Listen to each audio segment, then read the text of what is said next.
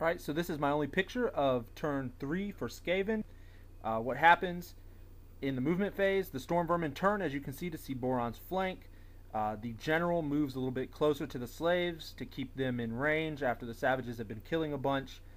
In Magic, the engineer with Warp Lightning IFs Warp Lightning, and I'm thinking, well, crap. He's casting on the Goblin Chariot in the back, you see, next to the Black Orcs.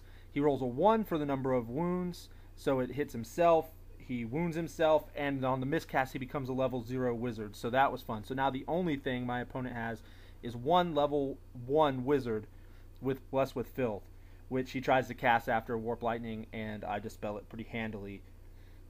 In shooting, his Warp Fire Thrower fires into the slave combat and kills one of my savages. I do some pretty decent ward saves. His Ratapult fires in and kills 2.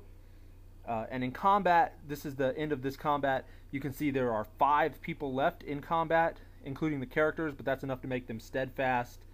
The savages kill 14 in their first round, and they lose 1. The slaves kill 1, which I'm kind of pissed about, really, but I can't complain too much. I let myself get charged by 65 slaves.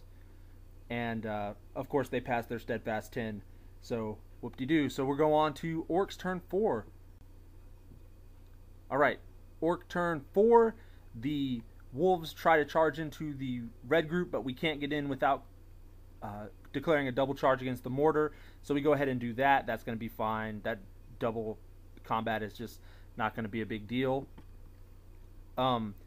And pretty much that's it. In Magic, I try to catch Itchy Nuisance again, and it fails on the mushroom dice. No, excuse me, that's wrong. I try to cast Gorkle Fix It on the red unit or the Storm Vermin, and it fails on the mushroom dice. And I do cast Itchy Nuisance, and I do cast that on red group, and in hindsight, you know, my opponent and I were talking about this after the game. It really should have gone on the Storm Vermin, who were staring down the butt of the Arachnarok. I mean, lowering weapon skill and... not weapon skill, initiative and movement would have been excellent, but I cast it on the wrong unit. I guess I was trying to make sure I caught red unit, but really that was, with 2 units that have Swift Stride, that was not going to be a problem. In shooting, the only thing of note really is my Doom Diver kills the Warp Fire Thrower that had just killed a couple of my savages, so now that slave combat, while annoying, is not super deadly. And in combat, predictably, I managed to kill 5, all of the characters, maybe not all of the characters, but I kill all of the rank and file. I kill the Plague Wind Mortar, and I run that unit down. But the Arachnarok doesn't get out of charge arc, excuse me, of the Storm Vermin, which means I'm going to catch it in the butt next turn. And of course, if I forgot to mention it, the slaves hold on leadership 10. I killed a bunch with the savages again, but this time we're only wounding on 3s, not 2s, and so I didn't kill even 15 again, so there's still a ruck of them left, and I'm stuck killing 2-point models. Whee! In Skaven turn 4, you can see here the Storm Vermin, of course, got into Boron's butt. Remember, he's taken 3 wounds, so this is not going to go well. Remember, the Storm Vermin also have some chieftains. They were revealed to have an assassin in there as well. And the level 0 engineer, I believe, is in there at this point too. Whoop-de-doo, Boron's going to have some problems with that. And like I said, I really should have Itchy Nuisance this unit, so I could have tried to kill some of the characters, and I could have kept the assassin from getting rerolls, which is a big deal with the Blade of Corruption. You know, if he rolls a 1, he's going to wound himself, but he gets the rerolls because of ASF plus the initiative 6 or 7 or whatever he's got. And also really exciting was Grey Group with the BSB, and the general charges my squigs, which had entered a building. I'm not really excited about that either. Remember, if you remember, I've got 5, maybe 6 squigs. I've got 8 handlers, maybe. I really, if Grey Group rolls well, the Warlord rolls well, or the BSB rolls well, or whoever he sends, that's going to go really terribly for my squigs, and I'm not so sure about how that's going to look. But I've got some plans on what I'm going to do. Shooting is uneventful, and of course Magic with only Blessed with Filth. Well, excuse me, without a caster left. He has a level 0 wizard left. Not much is happening. So here's what that unit looks like after combat. My sneaky plan was I sent most of my goblins to defend with only the 2 squigs, because you know you send 8.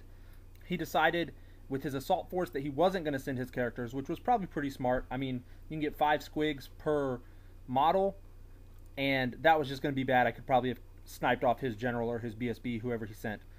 But he rolled really atrociously, and he didn't have. I think he killed a squig and maybe 1 or 2 handlers. Now the reason I threw the handlers down there was because I'm back here behind his lines, and I wanted my squigs at this point to explode and do a bunch of wild squig damage to the stuff around them, to the Ratapult, to the general's unit, maybe even to Green Group, which has, if you can see the very top of this picture, has kind of snuck by my Savage Orcs heading towards my War Machines. But I was trying to, anyway, that was my plan, but it didn't really matter because I repulsed them, which was a little disheartening for my opponent to get Grey Group kicked back out by some depleted squigs that I was bitching about earlier in the video. And over here, you can see what's left of Boron, which is absolutely nothing. Boron, those 6 wounds disappear. I don't even think he gets a chance to attack past. I mean, the Storm Vermin are faster than him with Initiative 5. All the characters are faster than him. He just dies and the Storm Vermin, you know, charge on. You can see right there at the edge of the picture, that's my Wolf Riders. They don't panic, which is great. But so they're just going to be there trying to redirect that Storm Vermin unit around for the rest of the game. Pretty much try to get them hanging out until my Black Orcs on the scree slope there and that Chariot can get into them and really kind of finish the job that Boron should have done if I had been a little bit smarter. And finally, you can see that the slaves are barely hanging on to Steadfast there. They passed their Steadfast 10, but if I had killed, looks like 3 more, they wouldn't have been Steadfast. They would have been testing on snakes, and that would have been kind of game over. Now this is already looking bad because remember, this is his turn, and in my turn, I will probably break those squigs and pursue, if I'm lucky, into Grey Group. So he doesn't really have a chance to get them out of the way. He really wanted to get them in the building and just kind of hold that building with Grey Group and let the Storm Vermin and Green Group try and pincer, I think, the Savages, maybe even a 3-way with Grey Group. But this is really looking terrible for him starting into my turn 5. And here's the last couple pictures of the game. This is turn 5. You can see my Wolf Riders. I guess they didn't panic because they weren't on the board. Sorry about that mistake. But you can see my Black Orcs coming up to defeat the Skaven Storm Vermin. You can see here on my turn 5 what I do with the Wolves. I kind of position them so that the Skaven are going to be harassed. My Night Goblins move out of the building and are looking at Grey Group, which is the green tray right there at the bottom of the screen. And the Chariot is looking to maybe stick in the side of the Storm Vermin, who are facing, I believe, the towards the flank of the Night Goblins. But I'm not worried. I'll still be steadfast. And realistically, I'll probably even win that combat. Who knows? Here's another picture. You can see my squigs have abandoned the building. Grey Group has gone into the building. The Plague Wind Ratapult has actually gone into a building as well to avoid the squigs. The Savages have destroyed the slaves and have turned, and Green Group can't get out of their charge arc. And so at this point, my opponent calls it. He's got Green Group versus the Savages. That fight's not going to work. He's got the Squigs versus the Ratapult. That's not going to work. And he's going to end up with his General's unit left and the Storm Vermin unit maybe if I fail some charges. So at the end of my 5, stuff looks like this. This may be the beginning of his turn 5 when he decides to call it. You know, he does the movement and he realizes that I think he fails the march move with green. That's why they don't get out of the charge arc, and the Storm Vermin get all the way away. Out of the way, they turn to face the flank of my Night Goblins, who really just are not gonna. They're gonna turn, and that's gonna be the end of that. So, yeah. So he calls it. You know, he's pretty sure that I'm gonna get Green Group. He's pretty sure I'm gonna get the Plague Wind Mortar. No, that's the weapon team. He's pretty sure I'm gonna get the Catapult, and he's not sold that I'm gonna get the Storm Vermin. But I think with the Wolves and the Chariot and my undamaged Black Orcs, he's just, nothing's going to stop me. I'm just going to hit the side or the front or wherever I can, and rats are just going to explode everywhere, even with the character support in there. So, things that I learned from this game really are,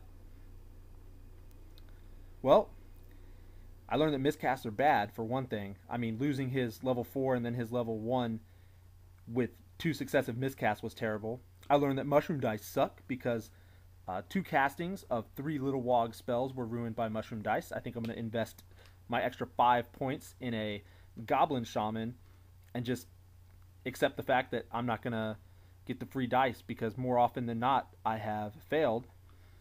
The slave tactic is really annoying. If you were on the fence about it before, sending the 15-point engineer up to block stuff, especially when you're orcs and goblins and sometimes you have to charge that guy even though you don't want to, that's a great tactic. If he had had a little more shooting or a little more luck with his shooting, that would have been the end of my savage orcs, I think. I don't think they would have recovered. I think they would have been so depleted that they would have been not useful for anything else. I learned not to give up on squigs because sometimes they do amazing things. I can't believe that unit ended the game alive and having gained me the points that they did, both through point denial, they didn't die, and through, just taking out, like at the end of the game, they would have taken out the catapult. They took out the giant rats, and they ate a plague early on, which was pretty bad. So ultimately, this was another massacre win to Orcomania, which is awesome. I'm glad that it happened, and I hope that you've enjoyed the journey here with me. Hopefully I'll get some more reports up soon. Peace.